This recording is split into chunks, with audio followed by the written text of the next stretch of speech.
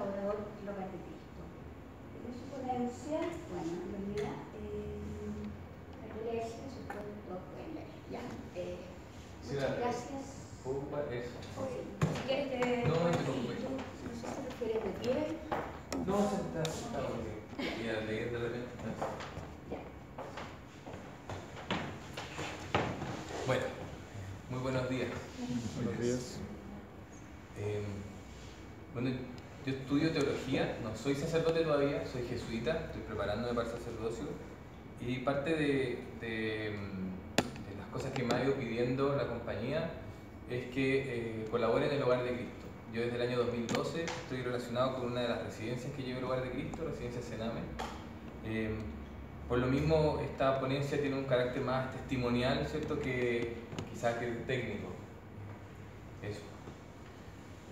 Bien, una y otra vez el presidente Sebastián Piñera, este gobierno, han señalado como una de las prioridades importantes del gobierno la infancia, con estos eslogans de los niños primero en la fila, con esta, nos convocan a un acuerdo nacional por la infancia, acuerdo que tiene ya varios proyectos de ley que hemos ido escuchando, a veces juntos, a veces separados, la reforma de la ley de adopción, la separación del servicio en dos servicios distintos, un aumento en las subvenciones a los órganos colaboradores, las famosas auditorías que se están realizando, y así todas propuestas que en verdad son destacables, son importantes.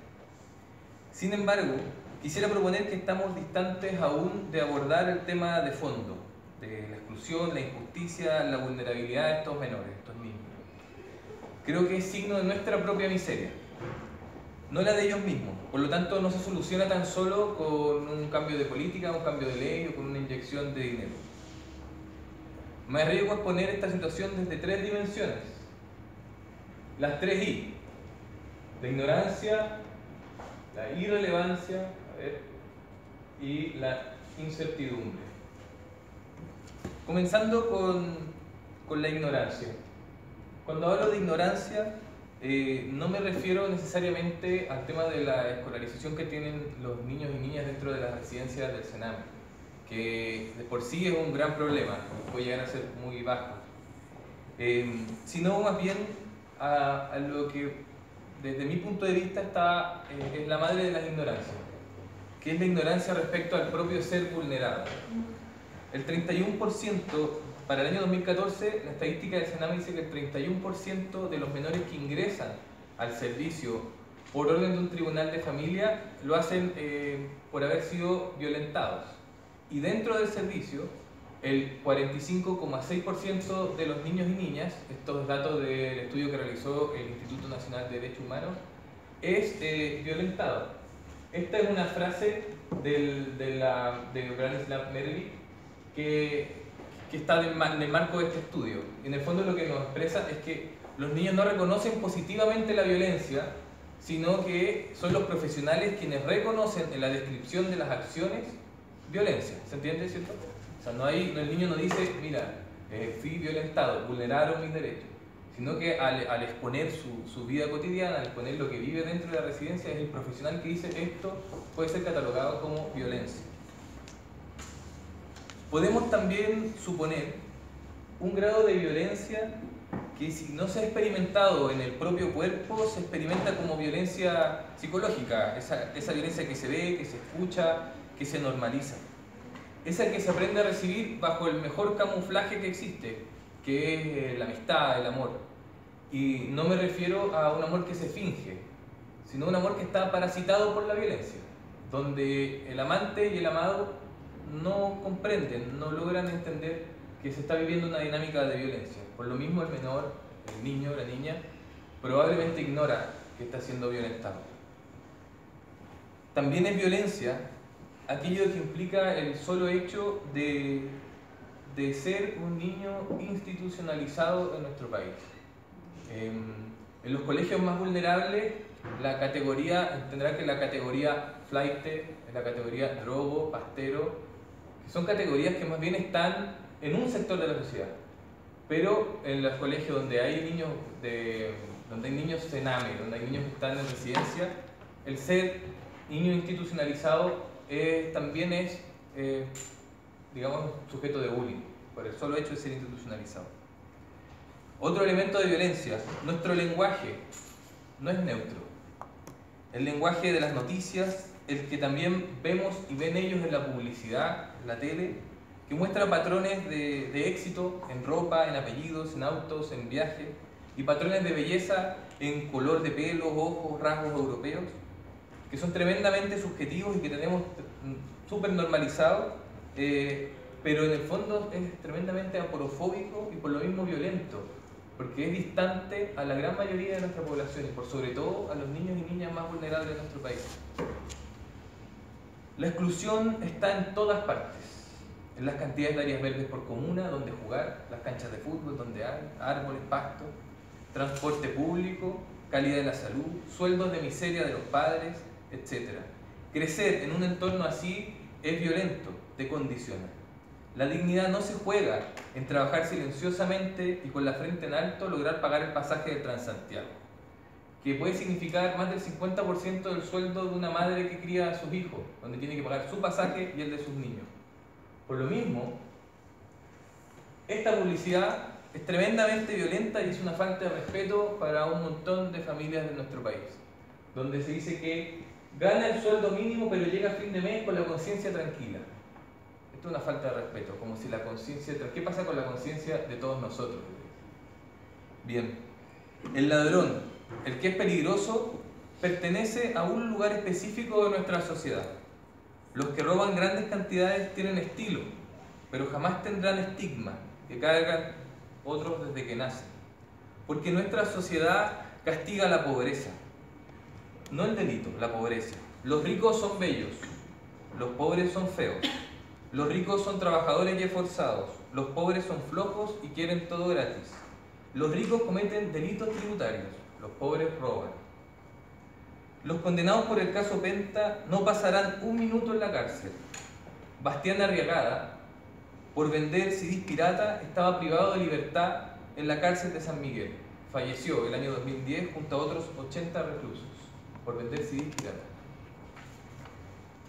El niño entonces, que crece en un entorno así, ignora que está siendo vulnerado por la escenografía de su vida.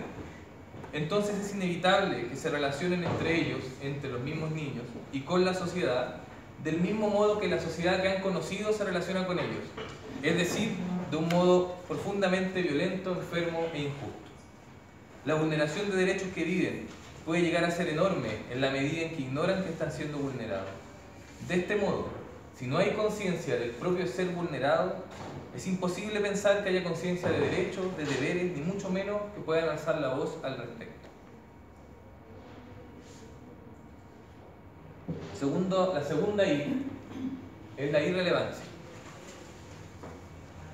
La irrelevancia constituye esta segunda realidad que es posible reconocer en el ser vulnerado de estos menores que han habitado, y por qué no decirlo, habitará la residencia Sename. Paréntesis. No me gusta la palabra menores, pero la tengo súper incorporada. Menores parece ser como que otros son mayores, ¿cierto? Y como que unos fueran mejores que otros. Niños y niñas.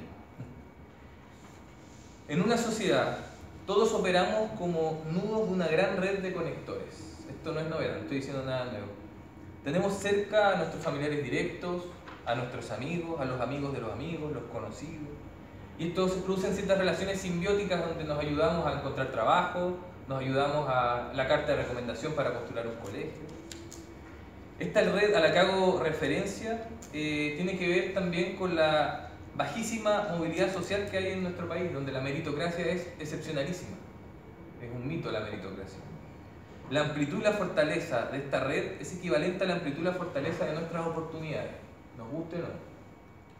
En este contexto, según la observación del Instituto Nacional de Derechos Humanos, más del 60% de los niños y niñas institucionalizados viven a distancias enormes de sus padres. Y más del 50% de las entrevistas de los niños con sus padres en las residencias no son acompañadas, supervisadas por profesionales.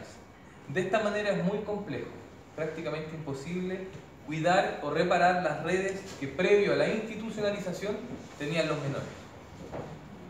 Por otra parte, para quienes viven en la residencia, esta red a la que hago mención puede estar integrada únicamente por los propios compañeros del hogar, quienes son igual de vulnerados, y dicha red incluso puede estar entrelazada con la droga, la delincuencia, y siempre el nudo más frágil de la red es el niño y la niña institucionalizados. Por esta razón, las más de 800 muertes en el Sename en los últimos años eran desconocidas, pues no había nadie que se doliera, ni mucho menos que reclamara. Y si por ahí alguien reclamaba, probablemente era tan irrelevante como estos niños. Pues para que esto llegase a ser noticia, lo relevante no fueron las muertes de estas personas, sino lo grotesco de un gráfico. Por ser irrelevante, Ariel Mena, un muchacho de 18 años que vagaba en soledad en las calles de La Reina, drogado, con 18 años, había estado 21 veces detenido por la justicia siendo menor de edad, 2 años pasó en el Sename, pero después de asesinar a una mujer aquella triste noche, es considerado un peligro para la sociedad. ¿Qué duda cabe? Por supuesto. A la mañana siguiente del homicidio, a la mañana siguiente, ahí está.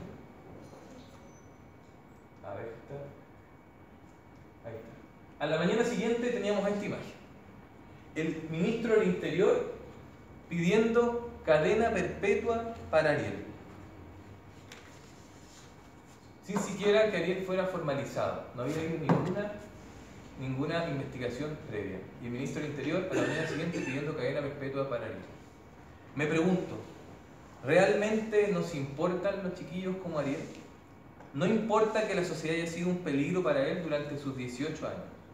No importa que el Estado haya tenido 21 oportunidades de evitar lo sucedido. No importa que haya pasado 2 años en el Sename. No importa porque Ariel no marcha ni vota. No importa porque su familia no conoce a nadie influyente que pueda interceder para atenuar su crimen, como otros.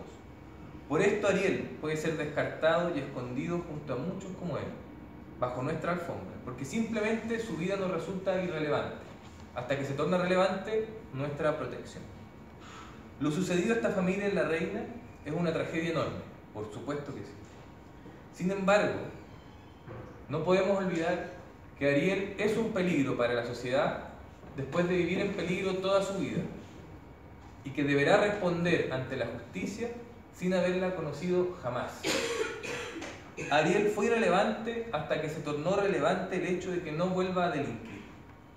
Entonces no ha de sorprendernos la típica estadística que dice, ¿cierto?, que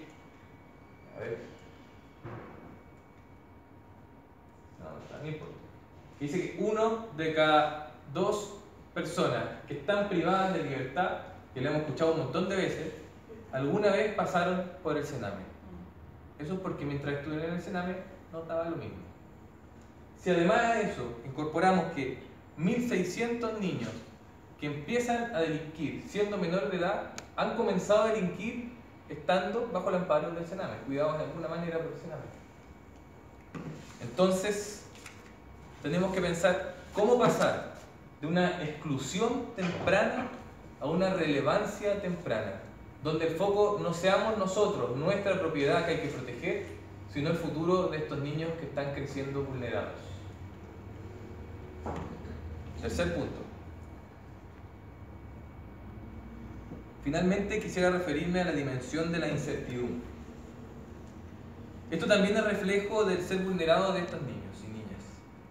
Si hay algo que sabemos de una persona que está institucionalizada, es que su estadía en el hogar tiene fecha de vencimiento.